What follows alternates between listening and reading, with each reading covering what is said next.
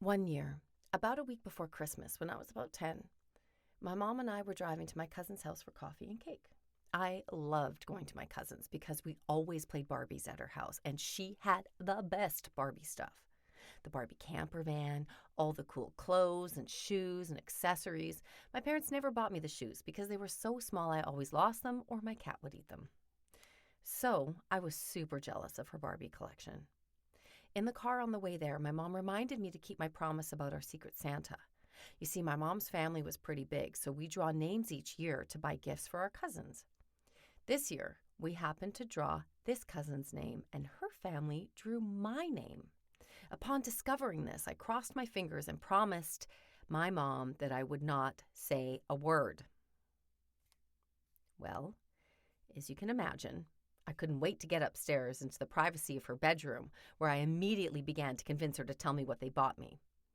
I was hoping her mom had picked out something super awesome for me, like Barbie clothes and accessories. Since she seemed to buy my cousins such awesome Barbie presents, I figured I was going to get something awesome and Barbie too.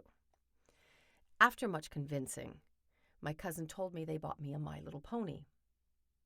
A My Little Pony? I had a small collection of My Little Ponies, but I wasn't as into them as I was the Barbie shoes I was considering pocketing on the way out, but I never did.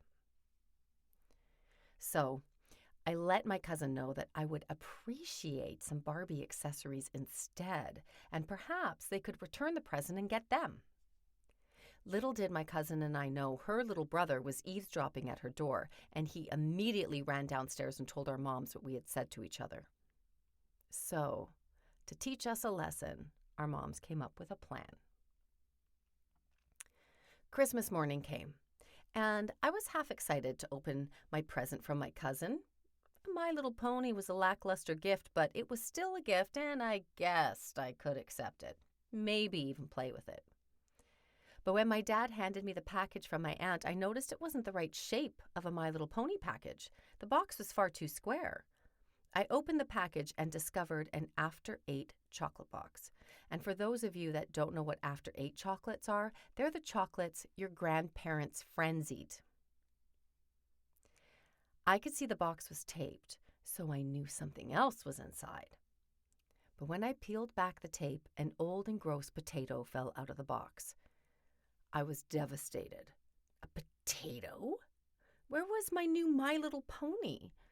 Suddenly, that pony was the best present ever, and I wanted to bury the potato in the snow. I cried, "Where's my Little Pony? Auntie bought me a My Little Pony."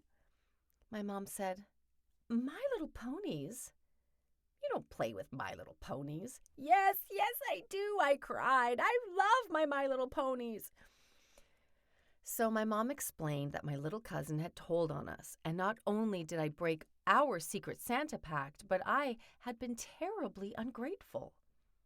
My little cousin had also mentioned my remark about it not being a good enough present. I felt awful for being so ungrateful. I cried and I apologized. After my mom was convinced I had learned my lesson, she gave me my Little Pony, and I played with that pony for years afterwards. Applejacks had a place in my heart.